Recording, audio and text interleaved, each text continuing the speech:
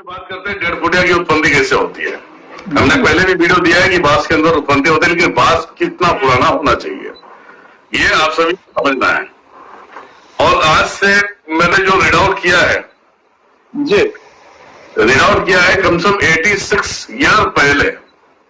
जी ये नई ताजा खबर निकाली है मैंने। जी बिल्कुल। 86 ईयर पहले गांव खेड़े में डेढ़ फुटिया ऐसे घूमते हुए नजर आते थे। जी, ये पुराने लोगों ने देखा है और पुराने लोगों ने जाना है, और ये आज भी उड़ीसा के जंगलों में पाए जाते हैं। जी उड़ीसा के जंगलों में आज भी ये पाए जाते हैं कि उड़ीसा में बहुत भयंकर जंगल है, बहुत अलग अलग तरीके की डैन डंडी और अशुर टाइप की बहुत सारी शक्तियां वहां पे मिलती है। जी, ठीक है, अब चलते हैं हम सीधा कि डेढ़ फुटिया की उत्पत्ति कैसे होता है, डेढ़ फुटिया का कार्य क्या होता है, डेढ़ फुटिया क्या कर सकता है, इसके विषय में आपको पहले जानना है कि उसका जन्म कहां से होता है। जी, सही है।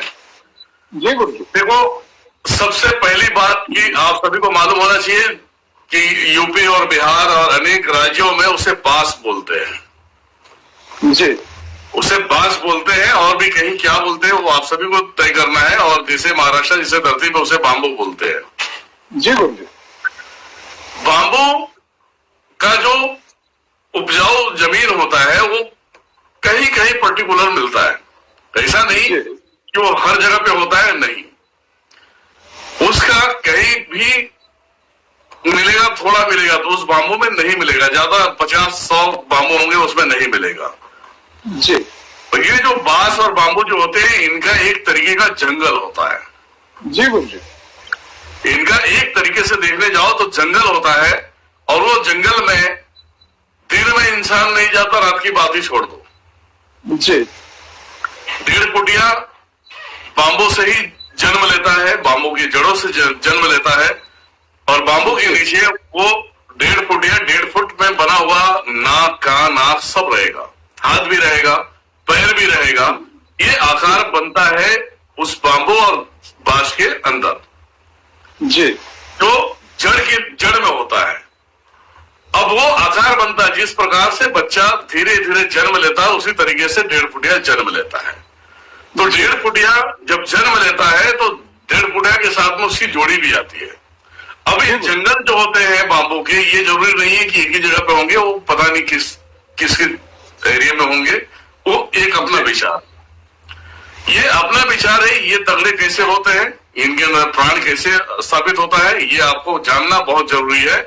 क्योंकि आप लोगों ने सुना होगा कि बांस का जो पेड़ होता है, बाम्बू का जो पेड़ होता है, उसके ऊपर चुड़ैल, डैन, प्रेत, अनेक प्रकार की शक्तियों का वास होता है। जी, जब वो बाम्बू को चिटक कर जब वो शक्तियां वहां वास करती है तो वहीं से एक न्यूट्रल बन जाता है, जिसकी वजह से उनकी ऊर्जाओं को डेढ़ फुटिया खींचने में सक्षम होता है। जी, तो इन शक्तियों से वो धीरे धीरे वो पावरफुल बनते जाता है, पावरफुल बनते जाता है। एक दिन वो जड़ से निकल जाता है, जो जड़ यहाँ पे लगा रहता है ना, ये तो उसका दूसरा मार्ग देखे वो जड़ निकल जाता है, वो हो जाता है फ्री।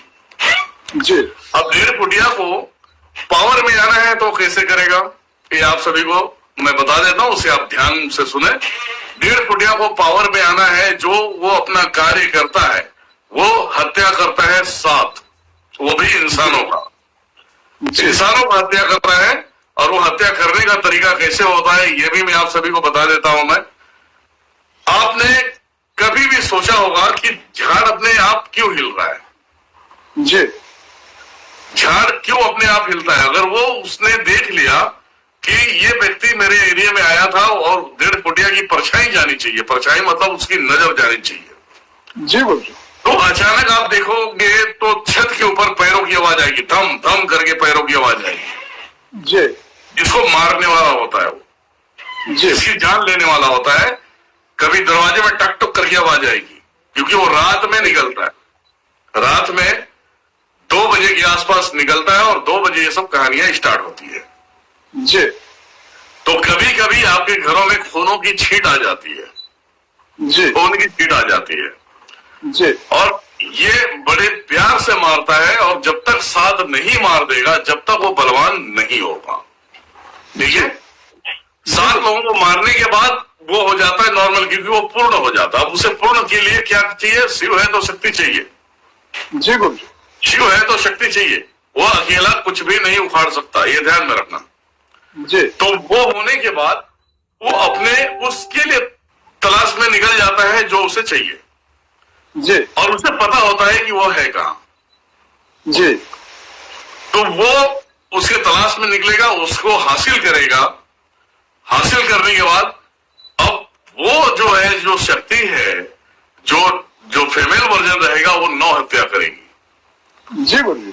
9 हत्या करने में वो साथ देगा 1.5 फुटिया। जी। 9 हत्या करने के बाद इनका उनके अंदर एक विवाह एक कार्य होता है। उसके बाद इनको ऑथराइज नहीं है कि किसी को ये जान से मार दे, और मानव की हत्या नहीं कर सकता 1.5 फुटिया। ये दोनों मिलके ये मजबूत शक्ति होते हैं, और इन दोनों को अगर जिसने कंट्रोल किया, जी। जिसने कंट्रोल इन दोनों को किया, वो काम उसके लिए करेगा। जी गुरु जी। अब उसके बाद इसके भोग हो जाते हैं, जिसे बलि में जो लेते हैं, जो ये अकरे बकरे जो भी देते हैं, लोग देते हैं। जी। जब भी काम करेगा वो उसे चाहिए, एक तो दोनों को चाहिए। जी। अब उसको अगर किसी इंसान को बोल दो कि इस बंदे को उठा के कोसों दूर लेके जाके रख के आ जाओ, जी। कोसों दूर रख के आ जाओ, वो रख देगा। अगर ये बोलेगा अभी 5 मिनट में मार दो, तो मार देगा।